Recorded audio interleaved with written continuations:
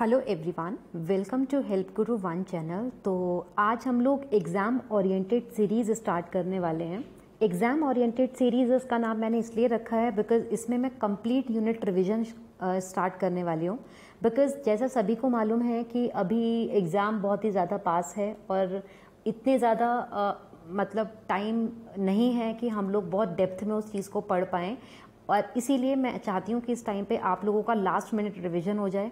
तो last minute revisions के लिए मैंने एक एग्ज़ाम ओरिएंटेड सीरीज़ स्टार्ट करने का पर्पस यही है कि जो मोस्ट इम्पॉर्टेंट टॉपिक हैं या वो टॉपिक जो एग्ज़ाम में बहुत ज़्यादा पूछे गए हैं, फ्रीक्वेंटली पूछे गए हैं और कहीं ना कहीं थोड़ा सा डिफ़िकल्ट भी हैं, तो उन टॉपिक को इन्वॉल्व करने की कोशिश करी है। इसी लिए एक सिंगल वीडियो के अंदर मैंने उसको इंक्लूड करने का ट्राई किया है कि जो इम्पॉर्टेंट टॉपिक हैं वो एक ही यूनिट का एक ही वीडियो में इंक्लूड हो जाएं, सो दैट कि जब आप केवल एक ही वीडियो देखें तो आपका रिवीजन में हेल्प हो जाए, या जो लोग अगर फर्स्ट टाइम भी देख रहे हैं तो उन लोगों को मोस्ट इम्पॉर्टेंट टॉपिक समझ आ जाए। तो इन सब चीज़ों को लेके आज हम लोग डिस्कस करने वाले हैं टीचिंग एप्टीट्यूड के बारे में। टीचिंग एप्टीट्यूड सभी को मालूम है, यूनिट 1 है, पेपर 1 का टॉपिक है और बहुत ही ज़्यादा इम्पॉर्टेंट टॉपिक है। देखने में इजी लगती है लेकिन कुछ क्वेश्चंस ऐसे होते हैं जो अब उनका लेवल बढ़ा दिया गया है। पहले होता था कि बहुत इजी टाइप के क्वेश्चन पूछे जाते थे, अब सभी को पता है हर एक यूनिट से 5 क्वेश्चन पूछे जाते हैं। तो इस वाले यूनिट में से भी 5 क्वेश्चन पूछते हैं, जिसमें से 2 क्वेश्चन तो होते हैं जो बहुत ईजी लेवल के होंगे और आगे के जो 3 क्वेश्चंस होते हैं वो मॉडरेट टू हाई लेवल पे पूछे जाते हैं। तो यहाँ पे मैंने कोशिश करी है थोड़े से डिफ़िकल्ट टॉपिक्स को लेके ऐड ऑन करने की, थोड़े इजी टॉपिक्स भी, लेकिन वो टॉपिक्स जो फ्रीक्वेंटली पूछे गए हैं PYQs में, तो उन्हीं को आज चलिए हम डिस्कस करते हैं इस सीरीज़ में। अब सबसे पहले तो देखिए बहुत इंपॉर्टेंट है ये जानना कि टीचिंग एप्टीट्यूड क्या होता है। तो टीचिंग का मतलब क्या है या टीचिंग एप्टीट्यूड क्या होता है? टीचिंग एप्टीट्यूड का मतलब होता है एबिलिटी प्लस स्किल्स की जब हम बात करते हैं, यानी कि इंटरेस्ट जब किसी का टीचिंग में होता है या एबिलिटी जो पढ़ा पाता है, टीच कर पाता है, वो चेक करना कि वो किस लेवल पे पढ़ा पाएगा, किस लेवल पे उसको वो सब चीज़ें आती हैं। तो यहाँ पे क्या किया जाता है, यहाँ पे कैंडिडेट को इवैल्यूएट किया जाता है जो टीचिंग के प्रोफेशन में आना चाहता है। तो उसकी नॉलेज, उसके स्किल्स को चेक करना टीचिंग एप्टीट्यूड होता है, क्योंकि 2 टर्म्स हैं इसके अंदर, एक है टीचिंग और एक है एप्टीट्यूड।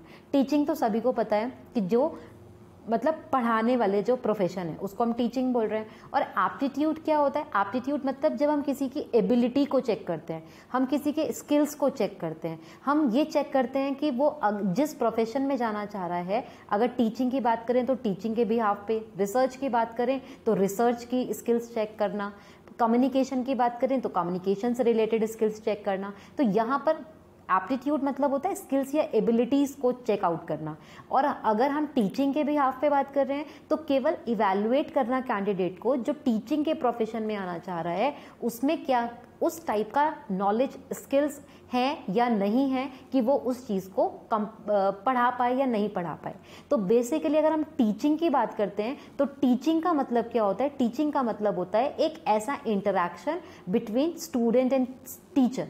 जब हम स्टूडेंट और टीचर के इंटरैक्शन की बात करते हैं तो उसको हम बोलते हैं टीचिंग। और जब हम टीचिंग में आने वालों के स्किल्स को, एबिलिटीज को चेक कर रहे हैं तो उसको हम बोल रहे हैं teaching aptitude. Education is a very complex and social and cultural and ethical process design in a social और कल्चरल कॉन्टेक्स्ट। ये जो सिंपल सी चीज है कि एजुकेशन हम सबको पता है बहुत कॉम्प्लेक्स है, सोशल, कल्चरल, एथिकल प्रोसेस तरीके से डिजाइन किया जाता है। सोशल एक्टिविटी भी बोलते हैं, कल्चरल एक्टिविटी बोलते हैं, और ये इसी कॉन्टेक्स्ट के ऊपर घूमता रहता है पूरा का पूरा टीचिंग। तो मॉरिसन ने क्या बोला टीचिंग को लेके? उन्होंने बोला कि टीचिंग एक सोशल प्रोसेस है in which teacher influence the behaviour of less experienced people. यानी कि यहाँ पर बोला गया कि टीचर कौन है? टीचर वो है कि जो लेस एक्सपीरियंस पीपल, यानी कि हमसे जिनको थोड़ा कम आता है, उनके अगर हम बिहेवियर को इन्फ्लुएंस कर रहे हैं, उनको अगर हम कुछ चीज़ें सिखा रहे हैं, टीच कर रहे हैं, तो हम उसको बोल रहे हैं टीचिंग है।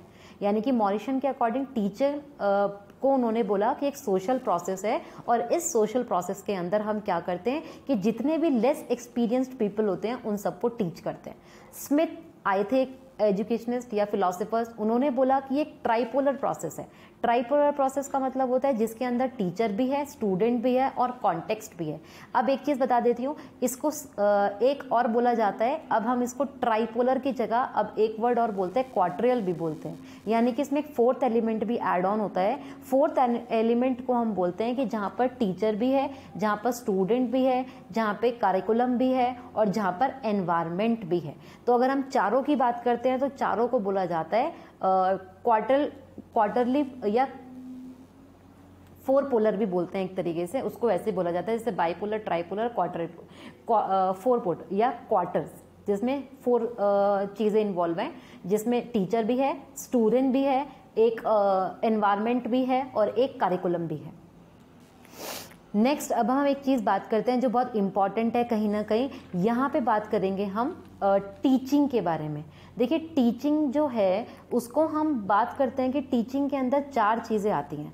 एक आता है ट्रेनिंग, एक आता है कंडीशनिंग, एक आता है इंस्ट्रक्शन और एक आता है इंडोक्ट्रिनेशन। ये चारों वर्ड कहीं ना कहीं अपने आप में बहुत इंपॉर्टेंट है और मैं इसी स्लाइड में आपको वो समझाने की कोशिश करूंगी। टीचिंग का मतलब होता है कि जब हम किसी के बिहेवियर को चेंज करने की बात करते हैं, यानी कि अगर हम किसी के बिहेवियर को चेंज करेंगे तो वो कैसे चेंज कर सकते हैं, with the help of training and with the help of conditioning.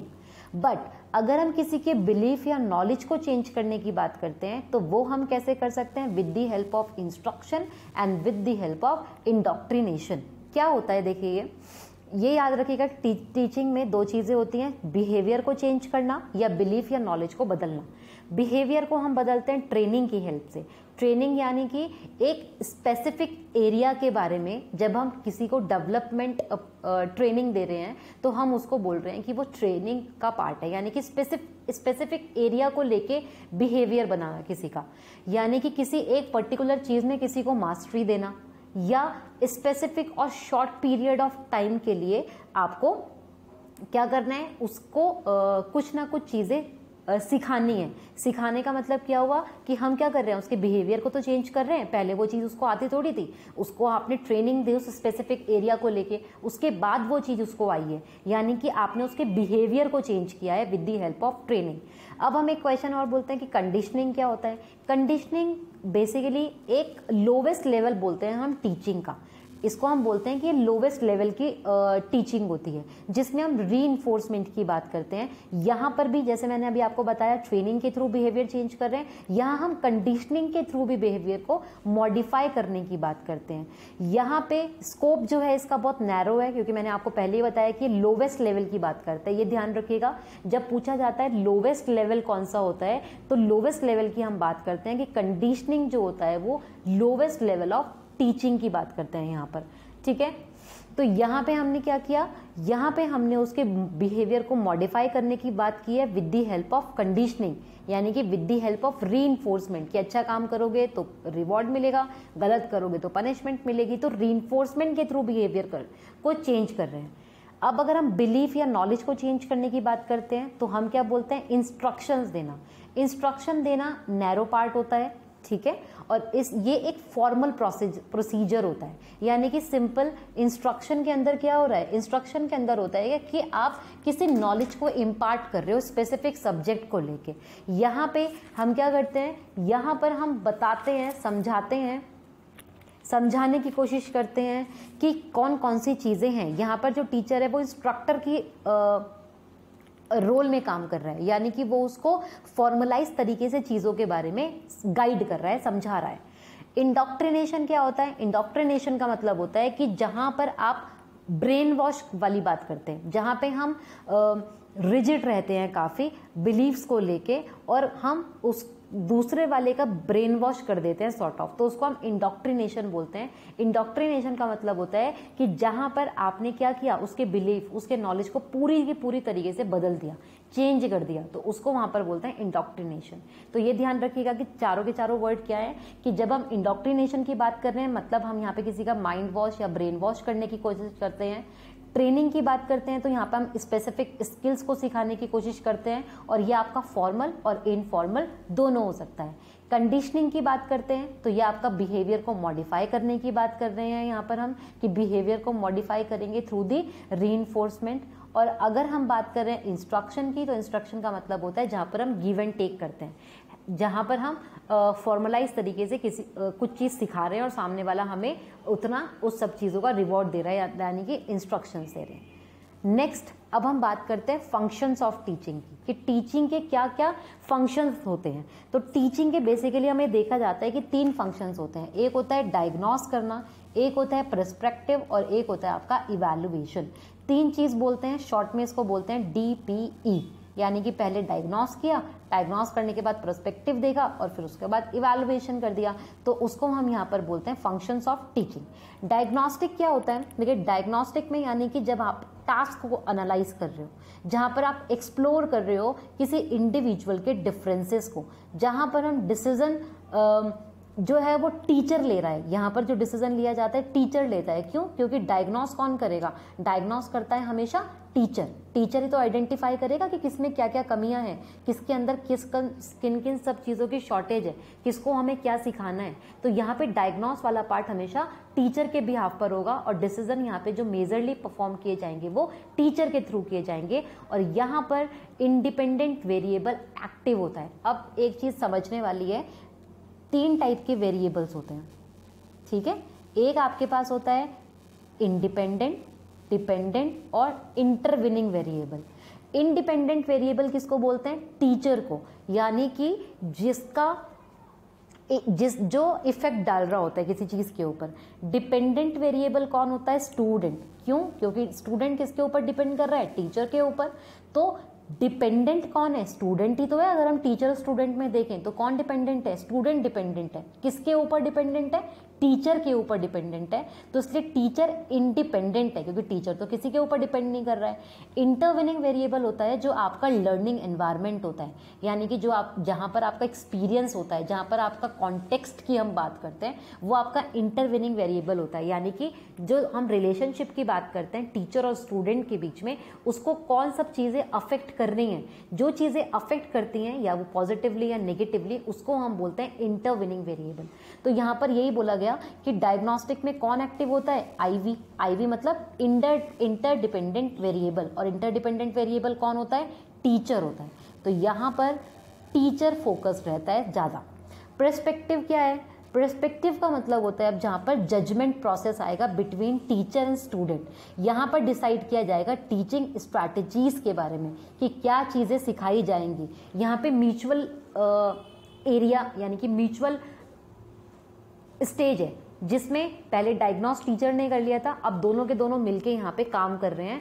Judgement दिया जा रहा है दोनों लोगों के बीच में बात करके। इवैल्यूएट करना, इवैल्यूएशन में क्या होगा? Focus on realization of teaching. अब टीचिंग जो किया गया था उसने उससे क्या समझा, क्या सीखा, तो इवैल्यूएट करना।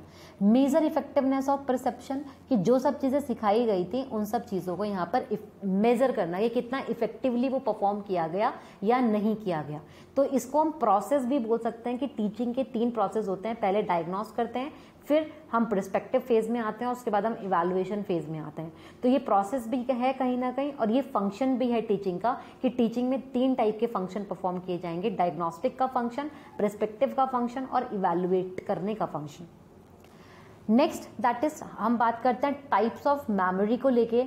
टाइप्स ऑफ मेमोरी बहुत इंपॉर्टेंट टॉपिक है, क्योंकि यहाँ से मैच द फॉलोइंग का क्वेश्चन पूछा गया है कहीं ना कहीं। तो मेमोरी कितने टाइप की होती है? देखिए मेमोरी एक होती है आपके पास इमीडिएट मेमोरी। इमीडिएट मेमोरी कैसी होती है कि जब व्हेन अ रिकॉल इमीडिएट, जब हमें किसी चीज़ के बारे में इमीडिएट अचानक से याद आ जाता है एकदम। अगर हमें क्या दिखाया गया है, बताया गया है मेमोरी, किस किस टाइप की मेमोरी हमारे पास है, हम कैसे किन सब चीज़ों को रिकॉल कर सकते हैं, याद कैसे रख सकते हैं। तो जब भी अगर हमें किसी चीज़ के बारे में इमीडिएट यानी कि अचानक से किसी चीज़ के बारे में हम रिकॉल कर लेते हैं, तो उसको हम बोलते हैं इमीडिएट मेमोरी। परमानेंट मेमोरी कौन सी होती है? कि जो रिकॉल रहती है लंबे टाइम तक, ठीक है, जिसको आप लंबे टाइम तक रिकॉल कर सकते हो, उसको आप बोलते हो परमानेंट मेमोरी। पर्सनल मेमोरी क्या होती है? पर्सनल मेमोरी होती है जिसको रिकॉल पास्ट एक्सपीरियंस और पर्सनल पास्ट, यानी कि ऐसी मेमोरी जिसको हम कैसे रिकॉल करते हैं? पास्ट एक्सपीरियंसेस के बेसिस पे, या पर्सनल कुछ चीज़ें होती हैं वो वाली मेमोरीज। इम्पर्सनल मेमोरी क्या होती है? जिसको हम कैसे रिकॉल कर सकते हैं? With the help of books. Books से हेल्प से हमें वो याद आता है। एक्टिव मेमोरी होती है recalling past experience with efforts, यानी कि जिसको याद करने के लिए हमें क्या करना पड़ता है, एफर्ट्स करने पड़ते हैं, उसको हम बोलते हैं एक्टिव मेमोरी। पैसिव मेमोरी होती है जो बिना किसी एफर्ट्स के अचानक से याद आ जाए, तो वो आपकी पैसिव हुई। एक्टिव मतलब जिसमें आपको एक्शन करना पड़ रहा है, यानी कि जिसके लिए जब हम एग्जाम में बैठे होते हैं तो हम क्या करते हैं, एग्जाम में बैठे होंगे तो हमें होता है ना, हम रिकॉल करते हैं जो हमने सीखा होता है उन सब चीज़ों को, और उसमें हम बहुत एफर्ट्स लगाते हैं कि वहाँ हमने क्या देखा था, वहाँ हमने क्या पढ़ा था, वहाँ हमने क्या हुआ था। तो इस टाइप की जो मेमोरी होती है उसको हम एक्टिव मेमोरी बोलते हैं। पैसिव मेमोरी में हमने क्या किया, रिकॉल किया हमने विदाउट एनी एफर्ट, हमें कोई एफर्ट करने की याद नहीं आई, तुरंत हमने एकदम से हमें पता चल गया किसी चीज़ के बारे में। मैकेनिकल मेमोरी होती है जो आपकी फिजिकल या नेचुरली हो सकती है। बॉडी बिकम हैबिचुअल, जिसके लिए हमारी जो बॉडी होती है वो हैबिचुअल हो जाती है कहीं ना कहीं। और डूइंग एनी टास्क रिपीटेडली, जिसको हम बार बार अगर किसी चीज़ को कर रहे हैं तो नेचुरली हमें समझ आ जा रही है। रूट लर्निंग क्या होती है, जिसको हमें रटना पड़ता है, रट के हम याद करते हैं किसी चीज़ के बारे में। लॉजिकल होती है जिसको हम लर्न करते हैं with the help of intellectual या निमोनिक्स, या फिर किसी इवेंट के थ्रू, एक्सपीरियंस के थ्रू लर्न करने की कोशिश कर रहे हैं, यानी कि लॉजिकली हम समझने की कोशिश कर रहे हैं। बट रूट लर्निंग में हम क्या कर रहे थे, क्रैमिंग कर रहे थे, रिटेशन कर रहे थे, मतलब रट रहे थे किसी चीज़ के बारे में। अब हम बात करते हैं, ये भी एक बहुत इंपॉर्टेंट टॉपिक है कहीं ना कहीं, पैडागॉजी, एंड्रागॉजी और ह्यूटागॉजी क्या होता है। पैडागॉजी क्या होता है, देखिए पैडागॉजी का मतलब होता है कि जब आप टीचिंग की जाती है specially in terms of academic and theory, ठीक है, या हम ऐसा भी बोल सकते हैं कि पैडागॉजी का मतलब होता है टीचर सेंटर, जहाँ पर टीचर जो है वो मेन सेंटर पोजीशन पे है, तो उसको हम बोल रहे हैं पैडागॉजी। पैडागॉजी मतलब जहाँ पे रूट लर्निंग की बात करेंगे, जहाँ पर कॉपी करने की बात करेंगे, जहाँ पर हम व्हाट की बात करते हैं, क्या, जहाँ पे व्हाट वाला पर्सपेक्टिव आता है उसको हम बोलते हैं pedagogy. All design by teachers like teaching strategies, approaches, methods, model, behaviour, style, device, skills, teaching and all, जहाँ पे सब कुछ जो डिसाइड करेगा वो टीचर डिसाइड करेगा। तो यानी कि पैडागॉजी कैसे टीचिंग होती है, जहाँ पे टीचर जो सिखा रहा है वही सब कुछ है, टीचर भगवान है, ठीक है ना, वैसे वाला। तो पैडागॉजी में क्या होता है कि learners only need to know what the instructor teach, यहाँ पे जो भी इंस्ट्रक्टर या टीचर उनको टीच करेगा वो बस वही समझने की कोशिश करते हैं। Learner become ready to learn what instructor tell them, यहाँ पे लर्नर्स तैयार होते हैं सीखने के लिए बिना इफ एंड बट किए। Learners are motivated by external factor, अब यहाँ पढ़ाने के लिए उनको एक्सटर्नल फैक्टर के थ्रू मोटिवेट करना पड़ता है। लर्नर्स यहाँ पे सब्जेक्ट सेंटर्स होते हैं क्योंकि यहाँ पे सब्जेक्टिव नॉलेज उनको दी जाती है, और कॉन्टेक्स्ट जो होता है यहाँ पर सेंटर पॉइंट पे रहता है।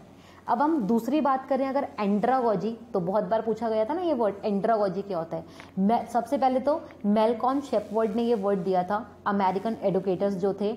एंड्रागॉजी का मतलब होता है अडल्ट लर्निंग, जब हम अडल्ट की लर्निंग की बात करते हैं उसको हम बोलते हैं एंड्रागॉजी। पैडागॉजी क्या था, जहाँ पे टीचर्स के थ्रू लर्न कर रहे थे, एंड्रागॉजी में अडल्ट की बात कर रहे हैं। यहाँ पे बोला गया कि जो अडल्ट लर्निंग है आपकी, वो आपकी मेटाकॉग्निशन टाइप होती है, जहाँ पे हम सेल्फ रेगुलेशन की बात करते हैं, जहाँ पे हम सिंगल लूप लर्निंग की बात करते हैं, यानी कि प्रॉब्लम पता चली, उस प्रॉब्लम का हमने सॉल्यूशन निकाल दिया। कॉम्पिटेंसी की बात करते हैं यहाँ पर, और हाउ की बात करते हैं। जैसे पैडागॉजी में व्हाट की बात करते थे ना, यहाँ पे हम हाउ की बात करते हैं, कैसे, क्यों हुआ, तभी तो अडल्ट लर्निंग हुई। क्यों, क्योंकि यहाँ पर हम कैसे वाली फीलिंग या कैसे वाली बात कर रहे हैं। एक नॉवल से उन्होंने स्टेट किया था अपनी थ्योरी में कि जो अडल्ट होते हैं ना वो फोकस करते हैं किसी 6 प्रीमाइसेस के बारे में। बहुत इंपॉर्टेंट नहीं है, मेन इंपॉर्टेंट तो यही है कि आपको ये पता चले कि पैडागॉजी क्या है, एंड्रागॉजी क्या है, ह्यूटागॉजी क्या है। बट अगर आप अपने रेफरेंस के लिए पढ़ना चाहते हैं तो ये देख सकते हैं, अगर बहुत मतलब जैसे मैंने आपको बताया था मॉडरेट से हाई वाले क्वेश्चन बनाने हुए तो यहाँ से पूछा जा सकता है कि नॉवेल्स के अकॉर्डिंग कौन सी प्रीमाइसेस कंसीडर की गई थी अडल्ट्स को लेके या नहीं की गई थी, तो आप देख सकते हो। वैसे ईजी है कि adult could respond better to internal than external motivation, कि यहाँ पे जो अडल्ट हो सकता है वो रिस्पॉन्ड कर सकता है अब बेटरली इंटरनल मोटिवेट होके भी या एक्सटर्नल मोटिवेट। वहाँ पे तो एक्सटर्नल मोटिवेशन की जरूरत थी कि भैया पढ़ लो, मम्मी और नहीं बोलते थे छोटे बचपन में पढ़ना है पढ़ो, अगर पढ़ाई करोगे तो ये दिलाएंगे, अच्छे नंबर लाओगे तो ये मिलेगा, तो वो अडल्ट वहाँ पर आपका पैडागॉजी था। बट एंड्रागॉजी में ना अडल्ट खुद ही समझता है चीज़ों को, खुद ही याद करने की कोशिश करता है, खुद ही काम करने की कोशिश करता है। जो यहाँ पे इंटरनल मोटिवेशन भी आता है। Most interested in learning subject, ठीक है। बहुत सारे लोग जो होते हैं मतलब मोस्ट इंटरेस्टेड होता है, उसका बड़ा मन होता है, लर्निंग सब्जेक्ट्स को लेके ज़्यादा फोकस किया जाता है। Basis of learning activities experience, adult needs to know the need reasons for learning. जैसे मैंने हाउ की बात करी थी, वही चीज़ है कि अडल्ट है वो जानना चाहता है क्यों हुआ, कैसे हुआ, क्या रीज़न था। Adult learning should more problem centred. ये प्रॉब्लम अब मैंने बताया था सिंगल लूप होता है। ये क्या होता है? ये होता है आपका सिंगल लूप। सिंगल लूप यानी कि यहाँ पे प्रॉब्लम और सॉल्यूशन की बात की जाती है और अडल्ट कंट्रीब्यूट करता है खुद की इन्वॉल्वमेंट को लेके। यहाँ पे फोर्स नहीं करेगा कोई आपको, यहाँ पे हम खुद से इन्वॉल्वमेंट शो करते हैं।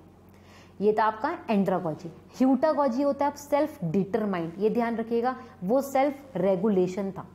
यहाँ पे अगर हम बात करते हैं तो यहाँ पे हम बात करते हैं सेल्फ रेगुलेशन की, बट ह्यूटागॉजी में हम बात करते हैं सेल्फ डिटर्मिनेशन की।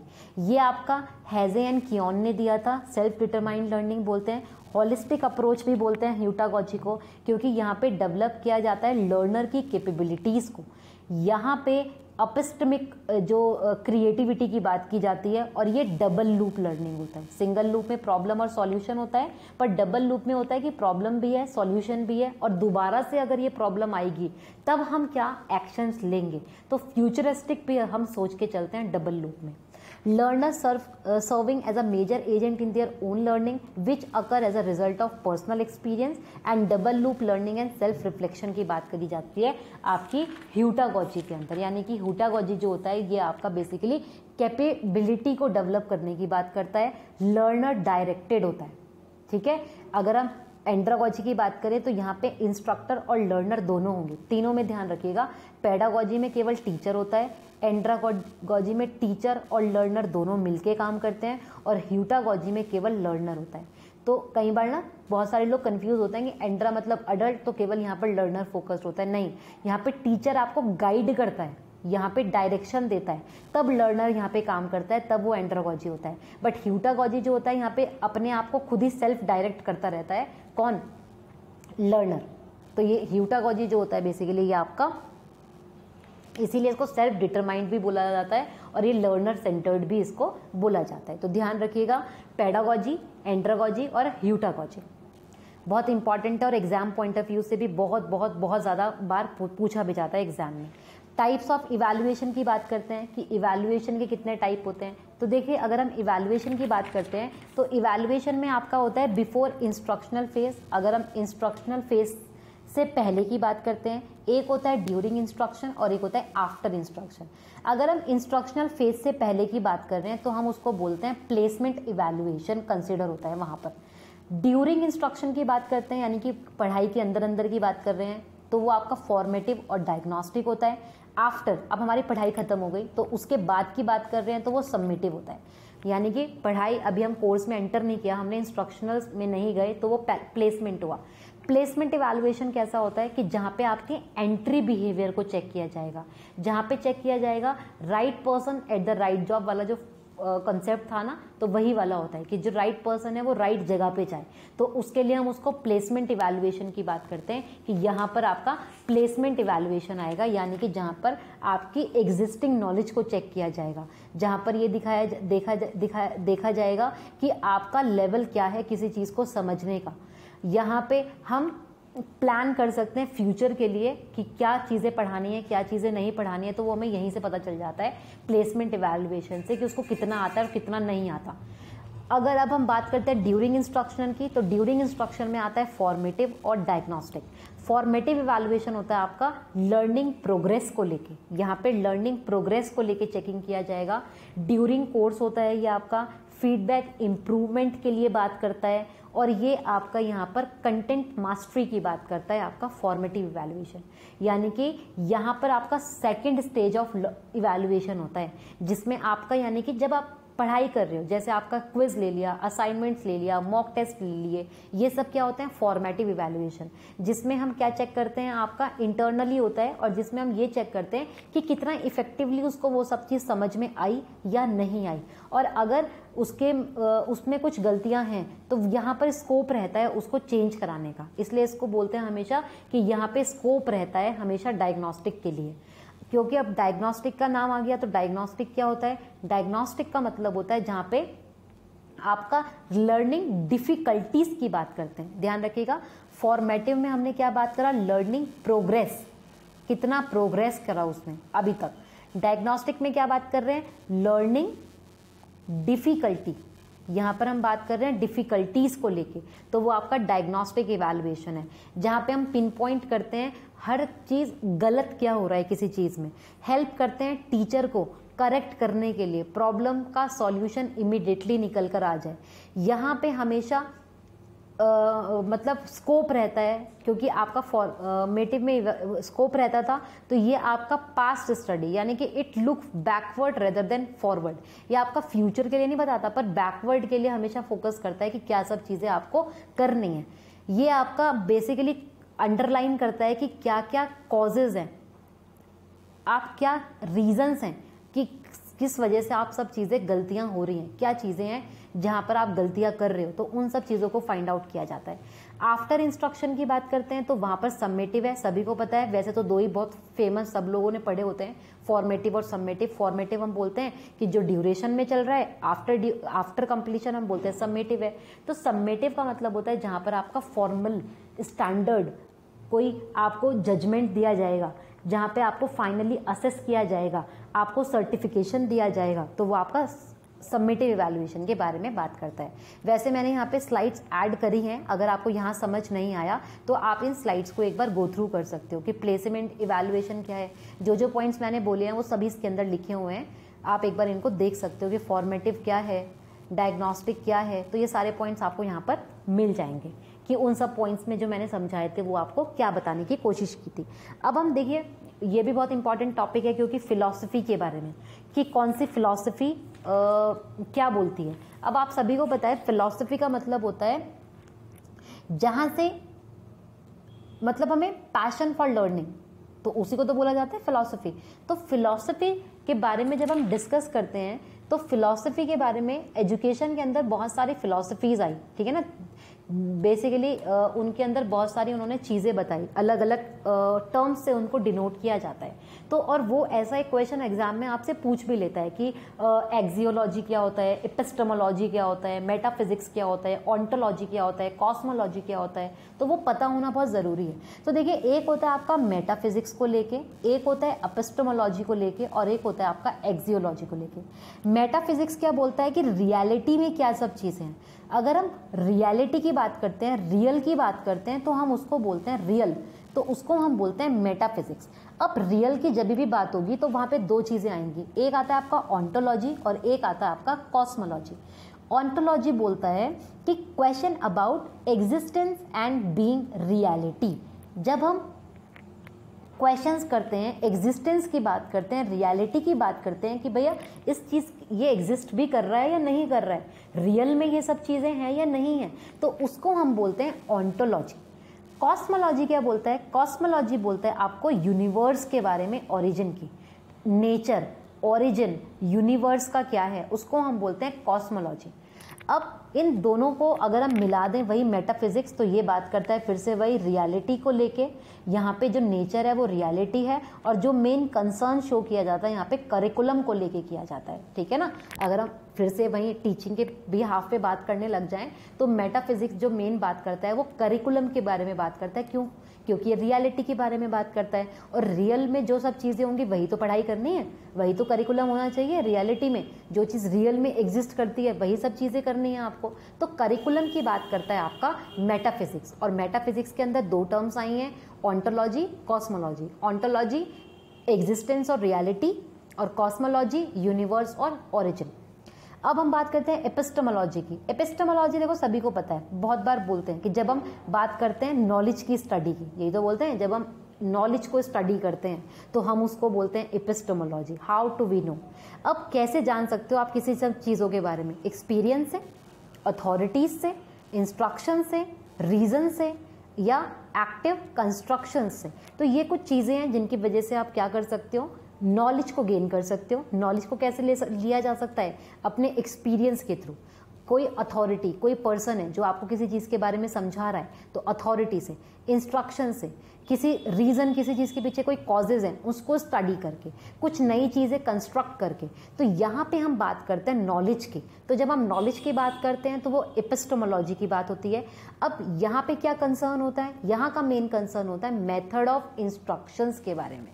आपका जो इंस्ट्रक्शंस देना है वो किस तरीके से दोगे, तो वही है ना, एक्सपीरियंस से दोगे, अथॉरिटी से दोगे, रीजन से दोगे, कॉजेज से दोगे।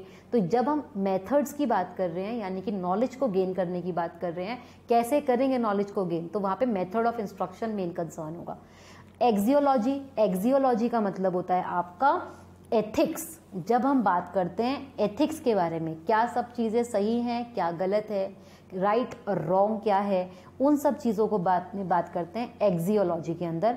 एक्सियोलॉजी बेसिकली आपका जो काम करता है वो एथिक्स को लेके करता है, या हम बोल सकते हैं जो नेचर ऑफ वैल्यू, वैल्यू को नेचर बता रहा है, वो आपका होता है एक्सियोलॉजी। इसका मेन कंसर्न क्या होता है? इसका मेन कंसर्न, अच्छा मैंने लिखा नहीं है, यहाँ लिख देती हूँ। इसका मेन कंसर्न होता है आपका बिहेवियर। जब हम बिहेवियर को मॉडिफाई, बिहेवियर के बारे में बात करेंगे तो वो हम किस फिलॉसफी के अंदर करते हैं? एक्सियोलॉजी। 3 फिलॉसफीज मेन है, मेटाफिजिक्स, एपिस्टेमोलॉजी, एक्सियोलॉजी। मेटाफिजिक्स किसके बारे में बात कर रहा है? मेटाफिजिक्स बात कर रहा है करिकुलम के बारे में, कैसे डिजाइन करोगे रियलिटी के बेसिस पे। Epistemology method of instruction, knowledge के बारे में। एक्सियोलॉजी एक्सियोलॉजी वैल्यूज के बारे में, एथिक्स के बारे में, राइट और रॉन्ग के बारे में। वो बिहेवियर तो मॉडिफाई करने की बात होगी, तो वो फिलॉसफी आपकी बिहेवियर को कंसर्न कर रही है। ये तीनों चीज़ें आई होप आपको समझ आई होंगी क्योंकि बहुत इंपॉर्टेंट है। Very very important topic, most important topic, divergent और कन्वर्जेंट, क्योंकि यही टॉपिक आपका कम्युनिकेशन के अंदर भी कहीं ना कहीं आया हुआ है। तो डाइवर्जेंट और कन्वर्जेंट क्या बात करता है? डाइवर्जेंट नाम से ही देखो डाइवर्ट कर रहा है जो, ठीक है ना, और कन्वर्जेंट जहाँ पर सब चीज़ें आपस में आके मिल रही हैं तो उसको हम क्या बोल रहे हैं? डाइवर्जेंट बोल रहे हैं, सॉरी कन्वर्जेंट बोल रहे हैं। तो डाइवर्जेंट मतलब यहाँ पे, डाइवर्जेंट मतलब जब कोई चीज़ यहाँ पर है और उस सब चीज़ों को ऑप्शंस क्रिएट किए जा रहे हैं, डाइवर्ट किया जा रहा है, ऐसे याद रखिएगा, तो वो डाइवर्जेंट थिंकिंग होती है। जब हम ऑप्शंस को क्रिएट कर रहे हैं, ठीक है ना, जहाँ पर हम बिग पिक्चर की बात कर रहे हैं, एक बड़ी पिक्चर तो थी, उस बड़ी पिक्चर को हमने छोटी छोटी चीज़ों में बांट दिया था। तो जहाँ हम बिग पिक्चर की बात कर रहे हैं, जब हम क्रिएटिविटी की बात कर रहे हैं, जब हम इनोवेशन की बात करते हैं, अनसर्टेनिटी की बात करते हैं, सिंथेसिस यही तो होता है, बड़ी चीज़ को छोटी छोटी चीज़ों में बांटना, सिंथेसिस की बात करते हैं, ओपन एंडेड क्वेश्चन की बात करते हैं, ब्रेन स्टॉर्मिंग की बात कर रहे हैं, ऑप्शंस को क्रिएट करने की बात कर रहे हैं, स्टोरी बताने का काम कर रहे हैं, कंटेंट को क्रिएट करने का काम कर रहे हैं, तो वो सारा का सारा आपका डाइवर्जेंट थिंकिंग के अंदर आता है। डाइवर्जेंट थिंकिंग क्या बोलता है? जहाँ पे अब आपको ऑप्शंस क्रिएट करने हैं, ठीक है ना। यहाँ पे आपको मतलब ऐसा हो सकता है जब हम ऐसे राइटिंग की बात करते हैं तो वो आपका डाइवर्जेंट थिंकिंग हुआ। क्यों? क्योंकि आपके पास तो एक बड़ी पिक्चर है, आपको बता दिया एप्पल। अब एप्पल के बारे में आप क्या सोच रहे हो, क्या उसके बारे में आपने ऑप्शंस बनाए, क्या इनोवेशन तरीके से आप उसको सोच रहे हो, क्या ओपन एंडेड, आपको तो ओपन एंडेड टॉपिक दे दिया ना एप्पल, तो अब एप्पल से क्या क्या सब चीज़ें निकल सकती हैं। अगर हम एक चीज़ को लेके उससे बहुत सारे ऑप्शंस क्रिएट कर रहे हैं तो उसको हम बोल रहे हैं डाइवर्जेंट। कन्वर्जेंट क्या होता है? कन्वर्जेंट का मतलब होता है अब भाई आपके पास छोटी छोटी चीज़ें हैं, उनको आपने मिला के एक बना दिया, तो ये आपका बनता है कन्वर्जेंट। कन्वर्जेंट यहाँ पे ऑप्शन सेलेक्ट करते हैं, पिक्चर्स फाइन होती है, छोटी होती है, लॉजिकल होता है। क्यों? क्योंकि यहाँ पे अभी आपके पास है सब चीज़ें, जैसे हम बोलते हैं ना इंडक्टिव और डिडक्टिव की बात करते हैं, तो ये वही वाला है। कंपैरिजन कर सकते हैं क्योंकि बहुत सारे ऑप्शंस हैं तो आप देख के कंपेयर कर सकते हो क्या सही है क्या गलत है। क्लैरिटी होती है, एनालिसिस करते हैं, मल्टीपल ऑप्शंस आपके पास होते हैं, ट्रू फॉल्स हो सकते हैं, फिलिंग बैंक्स हो सकते हैं, क्लोज एंडेड क्वेश्चंस हो सकते हैं, और ये आपका प्रोसेस बेस्ड होता है, ये ध्यान रखिएगा। क्योंकि एक content based process based topic भी आता है तो वो इसी से निकल के आया है। कंटेंट जहाँ पे डाइवर्जेंट की बात करेंगे और प्रोसेस कंटेंट जहाँ पे हम ऑप्शंस की बात करेंगे। आई होप आपको ये समझ आया होगा। नेक्स्ट अब हम बात करते हैं लर्निंग प्रोसेस की। गैगने ने ये लर्निंग का प्रोसेस दिया था, इसका सीक्वेंस एग्जाम में पूछा गया था। तो ये सीक्वेंस याद करने के लिए आप ऐसे याद कर सकते हो, RER, SSR, RRG, ठीक है ना। यानी कि R, पहला R क्या बोल रहा है, रिसेप्शन, यानी कि जहां से आपको अटेंशन मिलती है, लर्निंग कैसे आपको लर्न कैसे करा सकते हो ना सब चीज़ों के बारे में, तो गैगने ने दिया था। तो R पहले हम देखते हैं, फिर मैं आपको इसका एक समझाने की कोशिश करूंगी कैसे आप इसको याद रख सकते हो। रिसेप्शन, पहले हम क्या करते हैं, रिसेप्शन पे जाते हैं, और रिसेप्शन पे जाके हमें क्या होता है, अटेंशन मिलती है ना। तो वही है कि सबसे पहले रिसेप्शन पॉइंट पे जाना है। फिर एक्सपेक्टेंसी, अब हम जब रिसेप्शन पे जाते हैं तो हमारा कुछ ना कुछ एक्सपेक्टेंसी होती है ना, एक्सपेक्टेशंस होती है हमारी कुछ। तो यहाँ इसका मतलब क्या हुआ, इन्फॉर्म लर्नर्स ऑब्जेक्टिव, ठीक है। ये आपको टीचिंग के बिहाफ पे लिखा हुआ है और ये उसके मेन पॉइंट्स लिखे हैं। बट अभी आप इसको ऐसा समझना कि जब हम शुरुआत कर रहे हैं तो हम क्या करते हैं कि रिसेप्शन पे गए, वहाँ पे हमें रिसेप्शन पे जाने के बाद क्या हुआ, वहाँ पे हमने कुछ जाके एक्सपेक्ट किया, एक्सपेक्ट करने के बाद रिट्राइव हुआ, यानी कि स्टिमुलस, कुछ चीज़ें हमें वहाँ पे जाके याद आई, अच्छा यहाँ पे तो ये सब चीज़ें पहले भी थी, अच्छा ये सब चीज़ें तो और जगह पर भी होता है, तो हम वहाँ पे रिट्राइव करते हैं, स्टिमुलस और रिस्पॉन्स की बात करते हैं जहाँ पे। फिर सेलेक्टिव परसेप्शन, फिर अब आपने तो अपने तरीके से जो आपने सोचा था आपने बता दिया, बट सेलेक्टिव परसेप्शन, अब सामने वाला आपको बताने की कोशिश करेगा, अपनी इंफॉर्मेशन प्रेजेंट करने की कोशिश करेगा, तो सेलेक्टिव परसेप्शन। सिमेंटिक एनकोडिंग, अब वो आपको गाइडेंस प्रोवाइड करेगा, तो सिमेंटिक एनकोडिंग की बात कर रहे हैं वहां पर, ठीक है ना।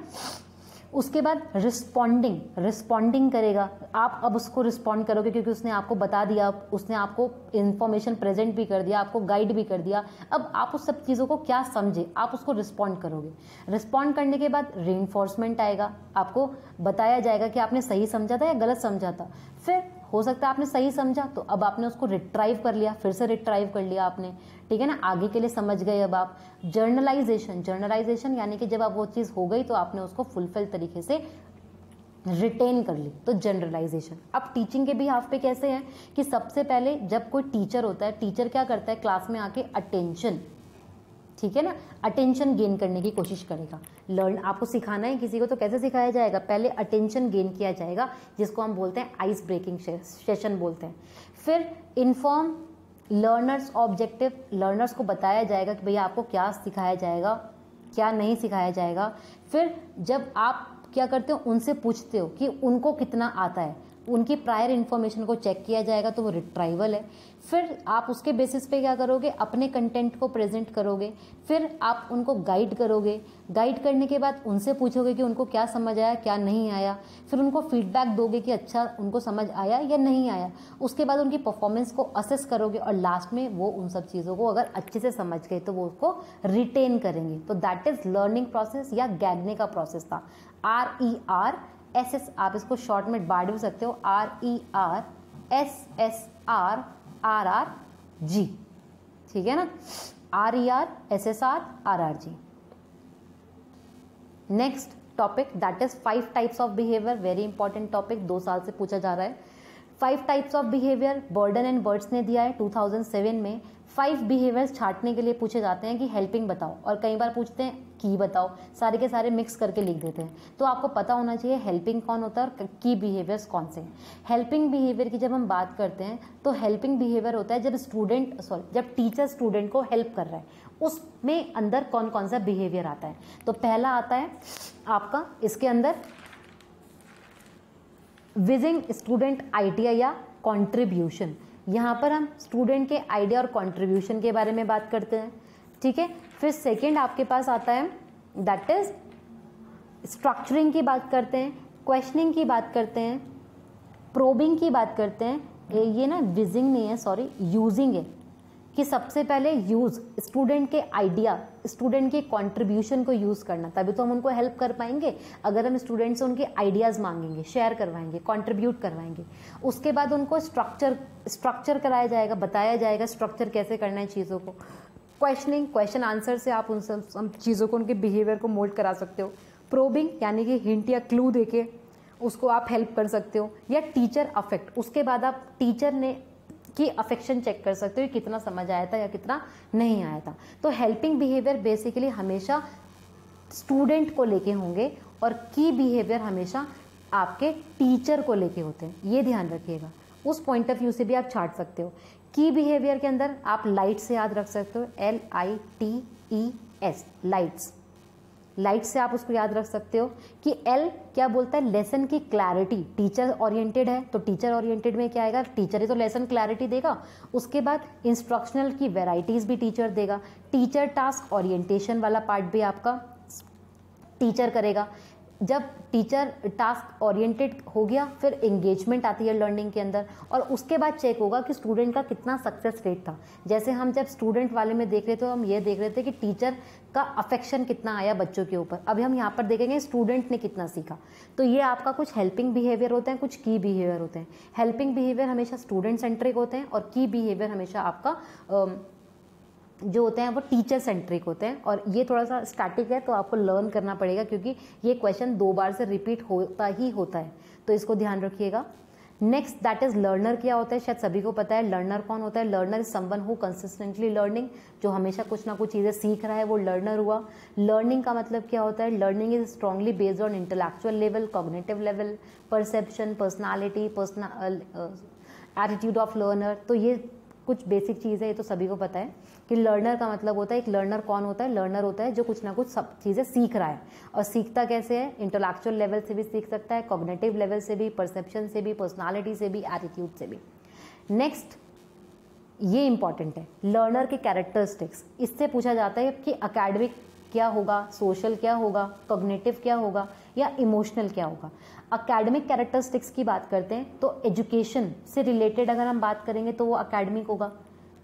एजुकेशन लेवल की बात करेंगे तो भी अकेडमिक होगा। और नॉलेज से रिलेटेड बात करेंगे कि उसको कितना आता है, कितना नहीं आता है, तो वो भी आपका कौन सा वाला होगा, वो भी आपका अकेडमिक कैरेक्टरिस्टिक्स को शो करेगा। सोशल कैरेक्टरिस्टिक्स कौन से होते हैं, मोरल कितना सही है, मोरालिटी की बात, वैल्यूज़ की बात, कल्चर की बात, रिलीजियस की बात, पॉलिटिक्स की बात, तो वो आपका सोशल के अंदर आता है। कॉग्निटिव होता है हमेशा मेमोरी रिलेटेड, मेंटल, माइंड से रिलेटेड जो सब चीज़ें होती हैं वो आपका कॉग्निटिव के अंदर। इमोशंस के अंदर आता है आपका mood swings, self consciousness, emotional attachment, emotional stability. ये सारा का सारा आपका इमोशनल कैरेक्टरिस्टिक्स होते हैं। ये आपको हेल्प कर सकते हैं एक एजुकेशनल गेस लेने के लिए कि कौन से कैरेक्टरिस्टिक्स कब छांटने हैं, किस में से छांटने हैं। तो हमेशा ध्यान रखिएगा, अकेडमिक यानी कि एजुकेशन से टाइप, नॉलेज से रिलेटेड जब भी होंगे वो अकेडमिक के अंदर जाएंगे। सोसाइटी से रिलेटेड होंगे तो सोशल कैरेक्टरिस्टिक्स के अंदर जाएंगे, वैल्यू, मोरालिटी, पर्सनालिटी, ये वाले। कॉग्निटिव हमेशा माइंड रिलेटेड वाले जाएंगे, इंटेलेक्चुअल स्किल्स वाले। और इमोशनल हमेशा आपका इमोशंस लेवल्स के ऊपर होते हैं।